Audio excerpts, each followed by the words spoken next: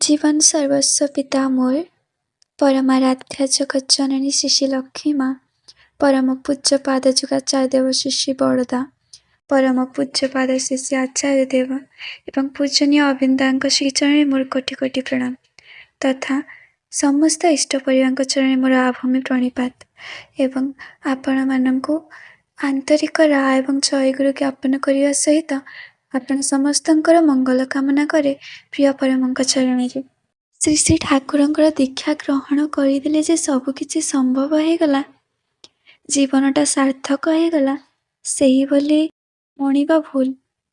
काहेकि ना केवल श्री श्री ठाकुरंको धरिले किछि हुए ना, तांको धरी तांकर अनुशासन जहाँ ताको मानि चलिले ही सबकिछि संभव हो पारे। जीवनटाको तांको पाखरे उत्सर्गीकृत करियाको हुए। तेबे यह करवा संभव हुए कि सेतेबेले जेतेबेले आमे तांको प्रति भल पाइबा रखू और तांको प्रति भल पाइबा जागे सेतेबेले जेतेबेले आमे तांको पई किछि करू, तांको विषय जानू और तांको जानिबाकू हेले आमको तांकर पुस्तक आदि पढ़ियाकू हबो, तांको विषय शुणिबाकू हबो। सेथिपई आजिर ई शुभ अवसर रे मो आलोचना प्रसंगर शुभारंभ करियाकू जाउछि। आजिर विषय वस्तुटी होछि आलोचना प्रसंगर प्रथम खंडर प्रथम दिवस ज्येष्ठ 32 गुरुवार 1346 इंग्राजी मास 15 तारीख 6 मास 39 मसीहा। एबे किछि दिन हैला खूब गरम पड़ुछि। मध्याह्न आश्रम संलग्न बालुचर उत्तप्त होई आश्रम सम्मुखस्थ वायुमंडल को निया करि देउछि।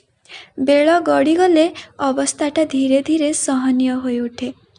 आज उपर बेला श्री श्री ठाकुर किशोरी भाई घर पाख बावला गछ तले काठ घरे अर्थात फिलांथ्रोपी ऑफिस रे आसर जमाई चाहू चाहू लोक गहली हो गला। आलाप आलोचना जमाट बांधिबाकू लागिला। हेम भाई श्री श्री ठाकुर को हिटलर आत्मजीवनी कथा कहूतिले। श्री श्री ठाकुर यही आत्मजीवन कहानी गोटे जगार दाग मारिबाकू कहिले। उक्त जगार हिटलर कहते अपस्टार्ट अर्थात हठात बड़ लोक जो माने से माने हीन अवस्थार लोकंक संगे मिसी पारंती नाही, भय करती काले सेमानंकर पूर्वावस्थार आभास लोके पाइजिबे एवं सेमानंकर सम्मान कमिजिब। श्री श्री ठाकुर यही कथा शुणी कहिले किंतु प्रकृत बड़ लोक जीए ताहार एपरी हुए नाही।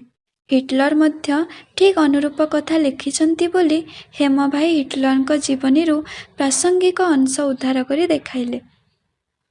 श्री श्री ठाकुर कहले ए इनफेरियोरिटी कम्प्लेक्स हीन मान्यता बोध ता दूर हो गले से माने किंतु खूब बड़ हो उठिबे। प्रसंग क्रमे पुणी श्री श्री ठाकुर कहले बाहर देखि आमे गरीब लोकंकर प्रोब्लेम अर्थात समस्या बोली जहाँ भाबू ताहा किंतु प्रकृत प्रोब्लेम बा समस्या नुहे। सेमानंक संगे एकाठी चलिले बुझा जाए सेमानंकर असुविधा कौन केउठी एवं तार प्रतिकार कौन। साधारणतः मनीषर जावतीय दुर्भोग पछरे थाए केते गुड़िए चरित्रगत त्रुटि, से गुड़िकर निराकरण न कले दुर्भोग दूर हुए नहीं।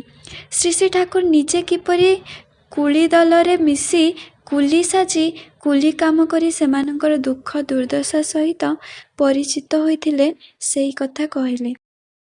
प्रसंग क्रमे श्री रामकृष्ण देवंकर कथा उल्लेख कले।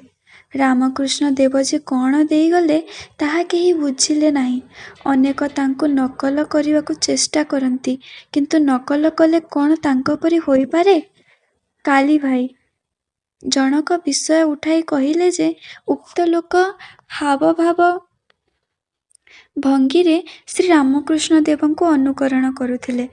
श्री श्री ठाकुर कहिले एडमायरेशन अर्थात श्रद्धा थिले मनीष बंचे, नचेत सेपरी करिबा अनेक समय विपज्जनक।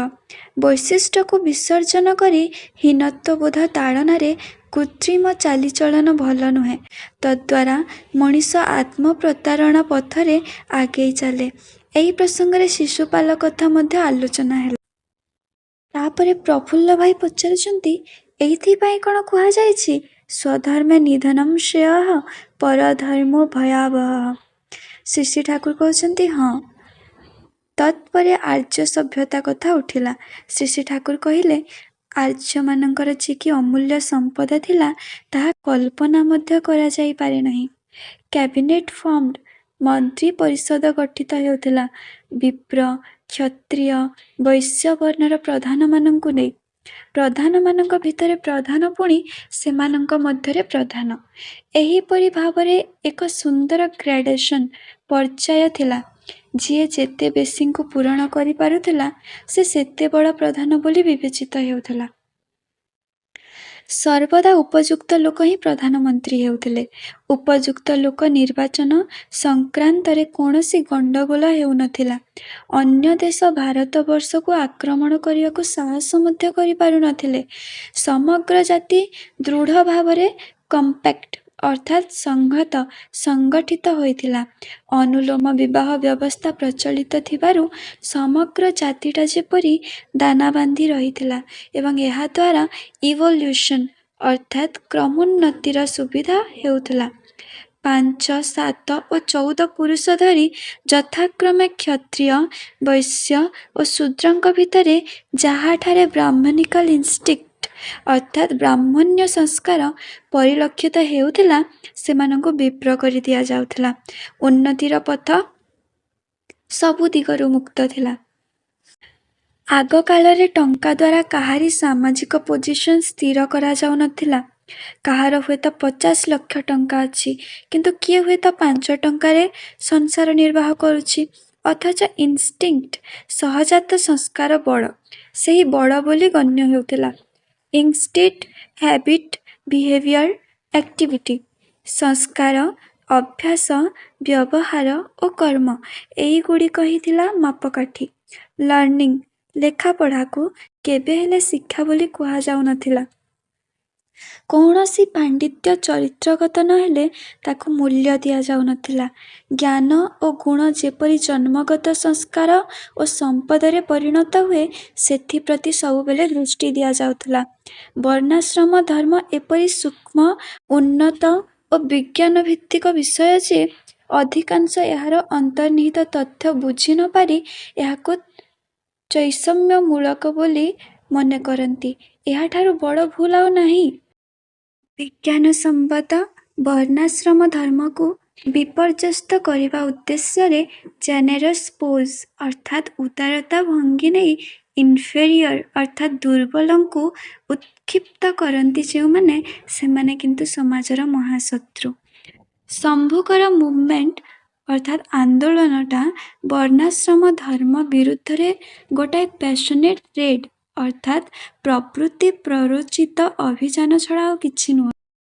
ସେଥିପାଇଁ ଶ୍ରୀରାମଚନ୍ଦ୍ର ଶମ୍ଭୁଙ୍କ ପ୍ରତି ଏତେ କଠୋର ହୋଇଥିଲେ।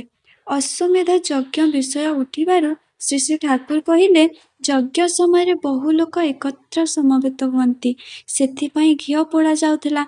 ଆଟମସ୍ଫିୟର ଅର୍ଥାତ୍ ବାତାବରଣଟା ଆୟନାଇଜ୍ଡ ଅର୍ଥାତ୍ ପରିଶୋଧିତ ହେଉଥିଲା ଏବଂ ତାହା ସ୍ୱାସ୍ଥ୍ୟ ପକ୍ଷେ ଖୁବ୍ ଭଲ। ଯଜ୍ଞ ଧୂମକୁ ଇନହେଲ୍ ମାନେ ଆଘ୍ରାଣ କଲେ ଆୟୁ ବୃଦ୍ଧି ପାଏ। ଯଜ୍ଞରେ ହୋତା, ଉଦ୍ଗାତା, ବ୍ରହ୍ମା ଇତ୍ୟାଦି ରହୁଥିଲେ। ସେ ସବୁ କେତେକଟା ଡେମନଷ୍ଟ୍ରେସନ୍ ଅର୍ଥାତ୍ ପ୍ରଦର୍ଶନ ପରି ଥିଲା। ଉଦ୍ଗାତାଗଣ ସ୍ଲୋଗାନ ଦେଇ ବୁଲୁଥିଲେ। ସେହି ସ୍ଲୋଗାନଗୁଡ଼ିକ ଲୋକଙ୍କ ମନ ଭିତରେ ଗୁନ୍ଥି ହେଇଯାଉଥିଲା। ପ୍ରିନ୍ସିପଲ୍ସ ଅର୍ଥାତ୍ ନୀତିଗୁଡ଼ିକ ସ୍ଲୋଗାନ ଆକାରରେ ଜନସାଧାରଣଙ୍କ କାନରେ ବାରମ୍ବାର ନ ପୁରାଇଲେ ସେମାନେ ତାହା ଗ୍ରହଣ କରିପାରୁନଥିଲେ। ଜଣେ ଭାଇ ବିଦାୟ ନେବାକୁ ଆସିଥିଲେ। ସେ ଫେରିଯିବେ। ଶ୍ରୀ ଶ୍ରୀ ଠାକୁର ତାଙ୍କୁ ସ୍ୱସ୍ତନୀର 5ଟି ନୀତି ନିଖୁଣ ଭାବରେ ପାଳନ କରିବାକୁ କହିଦେଲେ। ତତ୍ ସଙ୍ଗେ ସଙ୍ଗେ ଆହୁରି ମଧ୍ୟ କହିଲେ ଯେ ସ୍ୱସ୍ତନୀ ପାଳନ କରିବା ଅର୍ଥ ଯୁଗପତ୍ 5ଟି ନୀତି ସକ୍ରିୟ ଭାବରେ ମାନି ଚଳିବା। ତଦ୍ଦ୍ୱାରା ଉନ୍ନତି ଅନିବାର୍ଯ୍ୟ ହୋଇଉଠେ। ଉକ୍ତ ଭାଇ ଜଣକ ଚାଲିଯିବା ପରେ ଶ୍ରୀ ଶ୍ରୀ ଠାକୁର ପୂର୍ବ ପ୍ରସଙ୍ଗ ଉଲ୍ଲେଖ କରି କହିଲେ, ମୋର ମନେହୁଏ ଅଶ୍ୱମେଧ ଯଜ୍ଞରେ ଅଶ୍ୱକୁ ବଳି ଦିଆଯାଉନଥିଲା, ବରଂ ଐକ୍ୟ ଓ ମିଳନର ପ୍ରତୀକ ରୂପେ ଅଶ୍ୱକୁ ନର୍ଚର ଓ ନରିଶ ଅର୍ଥାତ୍ ପାଳନ ଓ ପୋଷଣ କରାଯାଉଥିଲା।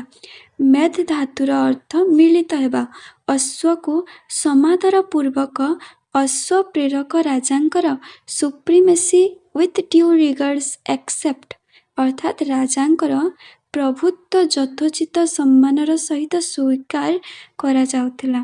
ସମସ୍ତେ ଯେ ରାଜାଙ୍କର ଅନୁଗାମୀ ଏବଂ ରାଜାଙ୍କ ସଙ୍ଗେ ଐକ୍ୟ ଓ ମିଳନକାମୀ ଏହା ହିଁ ବୁଝାଯାଉଥିଲା।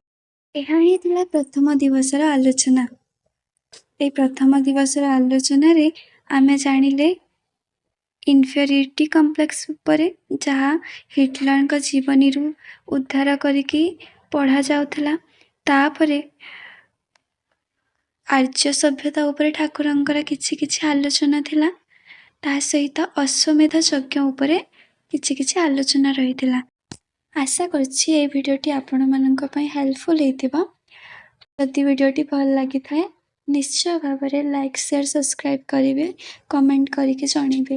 ଶେଷରେ ସମସ୍ତଙ୍କର ପୁଣି ଥରେ ମଙ୍ଗଳ କାମନା କରି ପ୍ରିୟ ପରମଙ୍କ ଚରଣରେ ନେକ୍ସଟ ଭିଡ଼ିଓରେ ଆମେ ପଢ଼ିବା ଦ୍ୱିତୀୟ ଦିବସର ଆଲୋଚନା।